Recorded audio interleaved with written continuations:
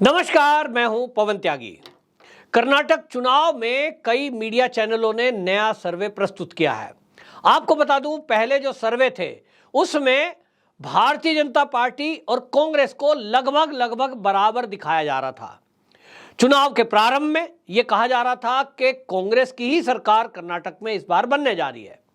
लेकिन जैसे ही मोदी जी की और योगी जी की रैलियां कर्नाटक में शुरू हुई, लोगों के विचार बदलने शुरू हो गए। मैं पहले दिन से कह रहा था कि वहां मोदी जी का जादू चलेगा और योगी जी का जादू लोगों के और ज्यादा सर चढ़कर बोलेगा। इसका इफेक्ट भी हुआ है। जैसे ही योगी जी की कुछ रैलियां हुई हैं और जिस शैली में योगी जी ने वहां रैलियां की है, आपको बता दूं, मैंने पहली बार सुना है। जिस तरह से योगी जी ने वहां कनेक्ट किया मोदी स्टाइल में कि मैं राम की धरती से आया हूं, जहां राम पैदा हुए अयोध्या, और ये जो आप लोग हैं ये हनुमान की धरती है जहां हनुमान पैदा हुए और एक भक्त और भगवान का मिलन है। इस तरह का उन्होंने कनेक्ट किया तो इसकी चर्चा पूरे कर्नाटक में हो गई। पहले से इस बात को लेकर के कयास लगाए जा रहे थे कि योगी जी की जो लोकप्रियता कर्नाटक के अंदर है और मोदी जी की जो लोकप्रियता कर्नाटक में है, दोनों का मामला अलग है। मोदी जी की जो लोकप्रियता कर्नाटक में है वो इस वजह से है कि लोग समझते हैं कि मोदी जी अगर कोई बात बोल रहे हैं तो फिर वो करेंगे। यदि उन्होंने कह दिया कि एयरपोर्ट आपके शहर में बनेगा तो वो बनता दिखाई देने लगेगा थोड़े ही दिन बाद। यदि उन्होंने कहा कि आपके शहर में ये फला पुल है, ये बन जाएगा, तो वो बन जाएगा। यानी विकास पुरुष के नाम से अब लोगों के अंदर मोदी जी की छवि बन गई है। वो ये समझते हैं कि मोदी है तो विकास है, मोदी है तो भरोसा है, मोदी है तो डेवलपमेंट है। दूसरी तरफ योगी जी है। योगी जी की जो छवि है, लोग योगी जी को एक संत महंत के रूप में मानते हैं, वहीं योगी जी को मानते हैं लॉ एंड ऑर्डर। जैसा यूपी में मॉडल खड़ा किया योगी जी ने, उसको देखते हुए माना जाता है कि योगी जिस पार्टी में है, अगर वही सत्ता कर्नाटक में आती है तो कर्नाटक का मुख्यमंत्री भी जो भी बनेगा योगी जी की कॉपी करने की कोशिश करेगा। और अगर कॉपी करने पर वो थोड़ा भी योगी जी के नक्शे कदम पर चला, जैसे कि आपने देखा है कि जब योगी जी का बुलडोजर चला तो उसके बाद वो बुलडोजर मध्य प्रदेश में मामा जी ने भी चलाया। फिर उसी को देखते देखते आप देखिए उत्तराखंड में बुलडोजर चल रहा है, तो उसी को देखते देखते अन्य राज्यों में बुलडोजर चलना शुरू हुआ। तो जहां अब भारतीय जनता पार्टी के उप मुख्यमंत्री महाराष्ट्र में बैठे हैं, वहां भी बुलडोजर चला। और इसलिए लोगों को एक उम्मीद है कि वो योगी वाली पार्टी है, और इसलिए सर्वे के नतीजे बदल गए हैं। इसके अलावा वहां जिस तरह से मोदी जी की तुलना सांप से की गई, जहरीले सांप से, मल्लिकार्जुन खड़गे ने, उसके बाद मोदी जी ने उसको अपनी ताकत बना लिया। और यह हमेशा से हुआ है। जब जब चुनावों में कांग्रेस के नेताओं ने मोदी जी को गाली दी है, उनका अपमान किया है, जनता ने कांग्रेस को सबक सिखाया है। ये सब जानते हुए भी ये कांग्रेसी बाज नहीं आते। मल्लिकार्जुन खड़गे ने वहां तुलना सांप से की और उनके बेटे ने भी मोदी का अपमान किया एक रैली में। और इसका इफेक्ट ये है कि जो अब ताजा सर्वे आए उसमें भारतीय जनता पार्टी को 110 प्लस दिखाया जा रहा है। जी न्यूज है, एबीपी है, बाकी चैनल का, और न्यूज 18 ने दिखाया है 103 से 115 भारतीय जनता पार्टी। कांग्रेस मात्र 79 से 91 आप देखिए, और जेडीएस को 26 से 36। अब इससे आप मतलब समझ लीजिए, लगभग इसी तरह का सर्वे सब दिखा रहे हैं। अब जो 100 का आंकड़ा कांग्रेस छूती दिख रही थी, आज वो 80 पे आ गई है। और मैं आपको दावे से कह रहा हूं कि अभी ये चुनाव की सभा चलते रहने दीजिए। जिस तरह से अग्रेसिव होकर भारतीय जनता पार्टी इस चुनाव में उतरी हुई है, उसमें अमित शाह मैदान में है, और अमित शाह भी आक्रामक रूप में है। ऐसा रूप उनका भी पहले कभी नहीं देखने को मिलता है, आमतौर पे नहीं मिलता है। और जिस तरह से पीएफआई पर लगाम लगाई गई, जिस तरह से अमित शाह जी ने कई सारे ऐसे फैसले लिए हैं, कड़े फैसले, कई भ्रष्टाचारियों को जेल में डाला गया है।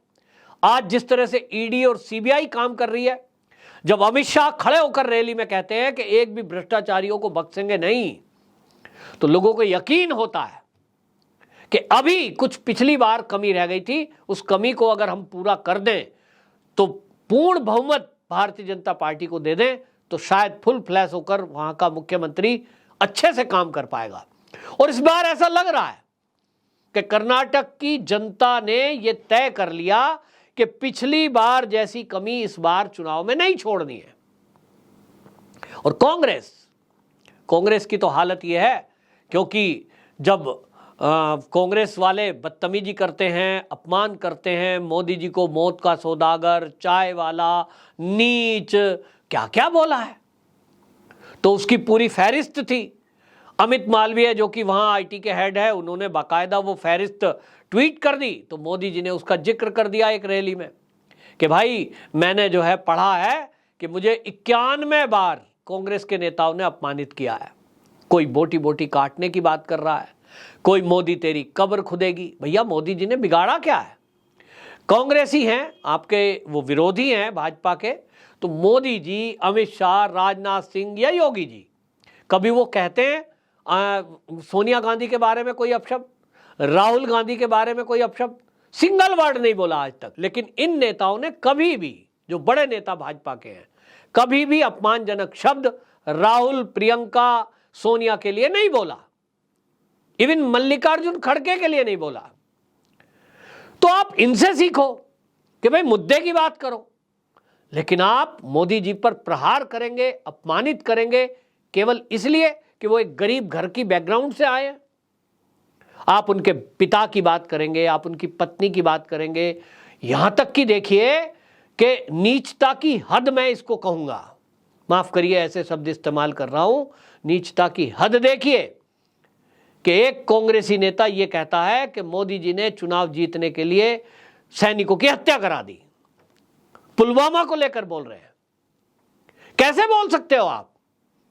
एक देश का प्रधानमंत्री, जो देश की आजादी के बाद अब तक के जितने प्रधानमंत्री हुए हैं, जिम्मेदारी से कह रहा हूं, सबसे ज्यादा राष्ट्रभक्त हैं, सबसे ज्यादा। ऐसा त्यागी, ऐसा तपस्वी, ऐसा निष्ठावान, ऐसा भक्त, ऐसा ईमानदार, ऐसा सनातनी एक प्रधानमंत्री हुआ है पहली बार, जिनका नाम है नरेंद्र दामोदर मोदी। उन नरेंद्र मोदी को आप हत्यारा कहेंगे, वो भी सैनिकों का? अब इस पर कोई मानहानि करे नहीं करे, ये सब कानूनी प्रक्रिया और पचड़े हैं, लेकिन हिम्मत देखिए कि आप किसी देश के प्रधानमंत्री को ऐसा कैसे बोल सकते हैं। लेकिन भारत में आप कुछ भी बोल सकते हैं, क्योंकि आपको लगता है कि मोदी जी की ये हैसियत नहीं है, क्योंकि मोदी जी कभी भी पलटकर जवाब देते नहीं हैं। लेकिन मोदी जी को आज अरबों लोग चाहते हैं, करोड़ों नहीं, अरबों लोग। मोदी जी की लोकप्रियता भारत ही नहीं, भारत के बाहर भी है, विदेशी लोग उनको चाहते हैं। क्यों? क्योंकि उनका जीवन जिस गरीबी में पले बड़े, आमतौर पे आप देखिए कोई गरीबी में पला बड़ा व्यक्ति हो, जब वो किसी बड़े ओहदे पर जाता है, कोई बड़ी नौकरी पर पाता है, कभी कोई बड़े बिजनेस में आ जाता है, तो उसकी जीने की तरीका बदल जाता है। उसको लगता है कि अब तो मेरे पास पैसा आ गया, अब तो मेरे पास पावर आ गई, तो वो उस पैसे और पावर को कई बार दिखाने के लिए इस्तेमाल करता है, खर्च करता है अनावश्यक रूप से।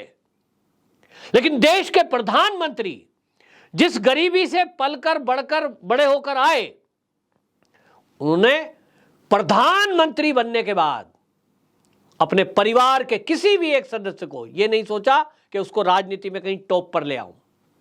कहीं जो देश के प्रधानमंत्री नरेंद्र मोदी है, इनके बैंक में करोड़ छोड़िए लाखों में राशि नहीं है।